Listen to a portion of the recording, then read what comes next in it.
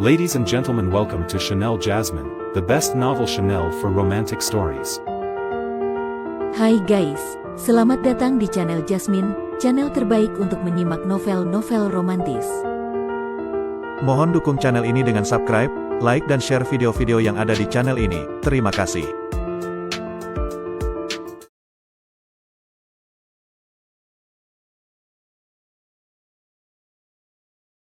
Kaisar Agung Seni Bela Diri bab 799. Kesedihan terbesar di dunia adalah perpisahan. Meski dulunya hidup sebagai Tasangking, yang menganggap cinta sebagai belenggu, ia akhirnya memilih untuk bereinkarnasi, memutuskan semua ikatan masa lalu, dan mengejar jalan tertinggi dalam Tao. Namun, dalam kehidupan sekarang, Luoxiu bukanlah Tasangking. Ia hanyalah Luoxiu, meski memiliki ingatan Tasangking. Meski demikian, kepribadian Tasangking tidak memengaruhi hati Luoxiu. Jalan hatinya hanya ada di masa kini, bukan masa lalu. Saat perpisahan, Qi Yurong menangis terseduh-seduh. Ketika ia mengucapkan kata-kata, lebih baik saling melupakan di dunia ini, Luoxiu langsung memahami isi hatinya. Selalu berada di sisimu tanpa cinta lebih baik daripada melupakan satu sama lain di dunia.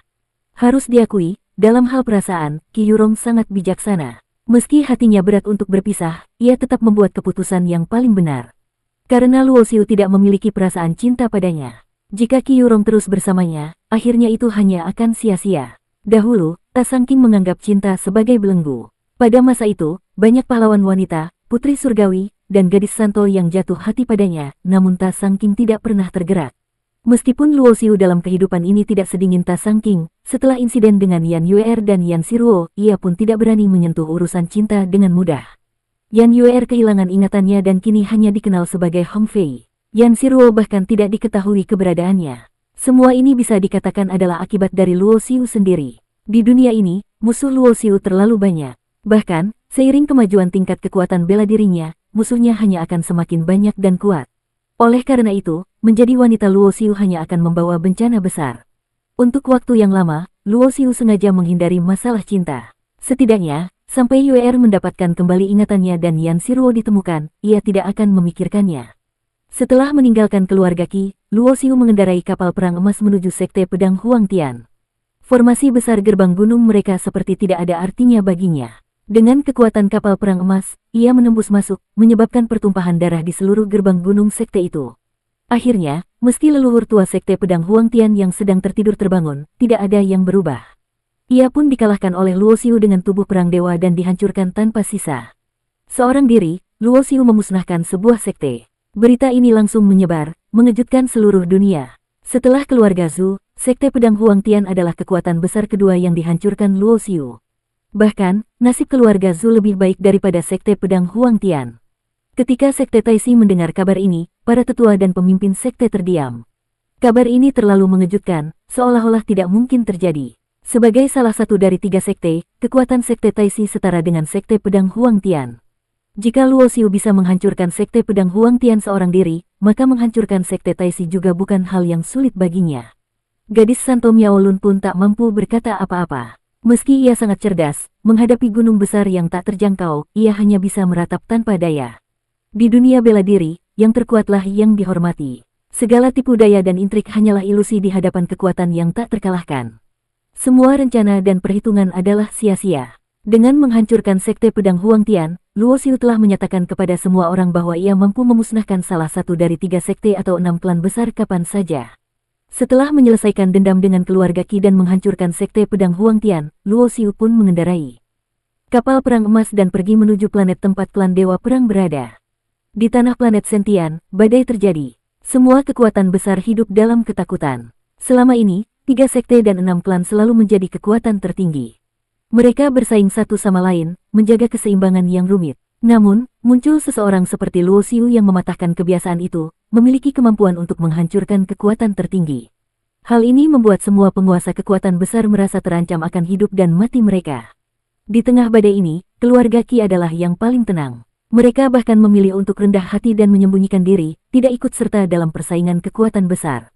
Baik Qi Yurong maupun leluhur keluarga Qi, mereka tahu dengan jelas bahwa mencoba menangkap Luoxiu untuk mencari imbalan dari sekte kaisar adalah tindakan bunuh diri. Selama Luoxiu meninggalkan kota Dewa Perang, klan itu tetap tenang. Meskipun ada desas-desus tentang harta karun di sana, perhatian semua kekuatan besar sebenarnya tertuju pada Luo Xiu. Sebelum pergi ke planet Tianwu, Luo Xiu meninggalkan metode Raja Dewa dari Kitab Dewa Perang kepada Huang Chen. Ketika Luo Xiu kembali, Huang Chen telah mencapai tingkat Raja Dewa. Saat Huang Chen menembus batas, bencana guntur hukuman surgawi turun. Klan Dewa Perang merayakannya dengan penuh sukacita. Karena selama ribuan tahun, seolah-olah klan mereka dikutuk oleh langit, tidak ada seorang pun yang mampu menembus batas Raja Dewa. Meski seorang Raja Dewa tidak berarti banyak bagi alam semesta yang luas, bagi klan Dewa Perang, itu adalah pencapaian yang luar biasa penting. Keberhasilan dalam menembus batas itu membuat Huang Chen yakin bahwa metode yang diberikan Luo Xiu tidak memiliki kekurangan. Ia pun segera mengumpulkan anggota inti klan untuk mengajarkan metode itu kepada para tetua yang hampir mencapai tingkat Raja Dewa. Dalam waktu singkat, sekitar 2 hingga 3 bulan, langit di atas kota Dewa Perang dipenuhi awan gelap dan petir hukuman surgawi. Para anggota klan yang telah lama mempersiapkan diri pun dengan cepat berhasil menembus batas. Ketika Huang Chen dengan penuh semangat dan kegembiraan menceritakan semua kejadian ini kepada Luo Xiu, reaksinya tetap tenang. Bagi Luo Xiu, semua itu sama sekali bukan hal yang mengejutkan. Klan Dewa Perang adalah cabang khusus dari umat manusia. Garis keturunan mereka memiliki kemampuan reproduksi yang rendah, tetapi mewarisi bakat luar biasa. Pada masa kejayaannya, bahkan murid dengan bakat terendah dari klan Dewa Perang dapat dengan mudah menjadi makhluk dewa kelas 4. Makhluk dewa kelas 4, dalam 3000 dunia besar, setara dengan eksistensi setingkat penguasa ilahi. Namun, bagi klan Dewa Perang pada masa kejayaan mereka, itu hanyalah tingkat terendah di antara murid-murid mereka. Kekuatan klan Dewa Perang tidak hanya terletak pada garis keturunan mereka, tetapi juga pada metode kultivasi yang diwariskan oleh leluhur mereka. Kitab metode Dewa Perang memiliki asal-usul yang begitu kuno hingga tak dapat dilacak. Metode ini tampaknya dirancang khusus untuk klan Dewa Perang. Meskipun ras lain dapat mempelajarinya, mereka hanya dapat mencapainya hingga tingkat Dewa Langit, tetapi tidak pernah bisa mencapai tingkat Raja Dewa menggunakan kitab ini. Selama ribuan tahun, hanya anggota klan Dewa Perang yang mampu menguasai kitab ini sepenuhnya. Setelah berhasil, mereka menjadi eksistensi yang tak terkalahkan, mampu mendominasi wilayah tertinggi dunia. Tuan Muda, atas kebaikan besar Anda kepada klan Dewa Perang kami, terimalah hormat saya. Menghadapi penghormatan besar dari Huang Chen, Luo Xiu menerimanya dengan tenang, karena ia memang layak mendapatkannya. Dalam ingatan Luo Xiu sebagai Tasang King, ia memiliki versi lengkap dari teknik Dewa Perang. Bahkan jika metode ini dapat diperoleh melalui reinkarnasi, kekuatan yang melampaui hukum Tao tidak dapat diperoleh melalui reinkarnasi semata. Kitab teknik Dewa Perang memiliki reputasi luar biasa selama era Taichu dan era reinkarnasi, yang membuktikan bahwa kitab ini merupakan metode ilahi tertinggi yang menyentuh wilayah aturan ilahi. Pada zaman ketika Tasang King bangkit, klan Dewa Perang sudah mengalami kemunduran, dan teknik Dewa Perang telah hilang. Namun, Tasang King mendapatkan kitab tersebut secara lengkap melalui peluang besar yang ia peroleh. Tidak diragukan lagi, jika klan Dewa Perang bisa mendapatkan kembali versi lengkap kitab ini, mereka pasti akan bangkit kembali dengan kekuatan yang luar biasa, menjadi kekuatan yang tak dapat diabaikan. Baik ketika mereka mengakhiri era dominasi binatang purba langit maupun ketika mereka melawan pemimpin ke-8 era reinkarnasi dalam pertempuran mematikan, klan Dewa Perang selalu memainkan peran penting. Mereka adalah klan yang diciptakan untuk bertarung dan bertahan hidup. Jika klan seperti itu bisa dijadikan sekutu, maka di masa depan mereka akan menjadi pasukan yang tak terkalahkan, menerobos segala rintangan dan menghadapi musuh tanpa gentar. Setelah merenung sejenak, Luo Xiu sudah memiliki rencana dalam hatinya. Tatapannya jatuh pada Huang Chen, lalu ia berkata, Huang Chen, meskipun kamu telah menembus tingkat Raja Dewa, tanpa kelanjutan kitab ini, kamu hanya akan berhenti di puncak Raja Dewa dan paling banyak mencapai setengah langkah ke tingkat Kaisar Dewa. Tuan Muda, apakah Anda memiliki solusi? Huang Chen segera bertanya. Masalah ini juga menjadi kekhawatirannya. Bagi anggota klan lainnya, mencapai tingkat Raja Dewa adalah kebahagiaan luar biasa. Namun, sebagai pemimpin klan, Huang Chen harus memikirkan masa depan klan Dewa Perang. Bahkan jika mereka semua mencapai tingkat Raja Dewa, itu tidak akan cukup untuk mengubah keadaan klan saat ini. Di bawah luasnya alam semesta, Raja Dewa hanyalah semut belaka. Bahkan jika seluruh anggota klan Dewa Perang 10.000 orang mencapai tingkat Raja Dewa, seorang Kaisar Dewa yang kuat dapat dengan mudah memusnahkan mereka dalam sekejap.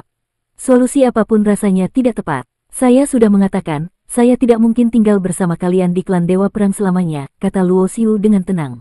Mendengar ini, jika Huang Chen masih belum mengerti maksudnya, maka ia tidak pantas menjadi pemimpin klan. Anda bermaksud agar kami, klan Dewa Perang, mengikuti Anda meninggalkan tempat ini. Wajah Huang Chen sedikit berubah. Migrasi seluruh klan bukanlah hal kecil. Itu seperti menarik satu benang yang dapat mengguncang keseluruhan tatanan. Ya, memang itu maksud saya. Luo Xiu langsung menjelaskan tanpa menyembunyikan apapun, saya mungkin lebih memahami masa lalu klan Dewa Perang daripada Anda. Saya bahkan bisa memastikan bahwa hanya dengan mengikuti saya, klan kalian memiliki peluang untuk mengembalikan kejayaan leluhur kalian. Kata-kata ini membuat Huang Chen sangat gugup. Ia hanya mengetahui sedikit tentang masa lalu klannya dari cerita yang disampaikan oleh ayahnya. Namun, orang di depannya tampaknya lebih memahami klannya daripada dirinya sendiri. Siapa sebenarnya orang ini? Ini adalah pilihan bagi klan Dewa Perang. Jika kalian bersedia mengikuti saya akan memberikan kelanjutan teknik Dewa Perang. Namun, jika kalian tidak bersedia, saya juga tidak akan memaksa. Saya akan pergi dan mengakhiri semua hubungan kita. Luo Xiu berbicara dengan tenang. Meskipun harta leluhur klan Dewa Perang sangat menggoda, Luo Xiu tidak serakah. Ia memberikan pilihan kepada klan ini karena menghormati pengorbanan mereka dalam pertempuran melawan pemimpin ke-8 era reinkarnasi. Tanpa pengorbanan mereka, mungkin era reinkarnasi tidak akan pernah berakhir, dan Ta Sang King tidak akan memiliki kesempatan untuk menghancurkan piringan reinkarnasi dan membuka era tertinggi. Sekarang, buat keputusanmu. Luo Xiu tersenyum tipis, memberikan dua pilihan kepada Huang Chen. Kedua pilihan itu, apapun yang dipilih Huang Chen, tidak akan merugikan klan Dewa Perang dalam waktu dekat. Bersambung.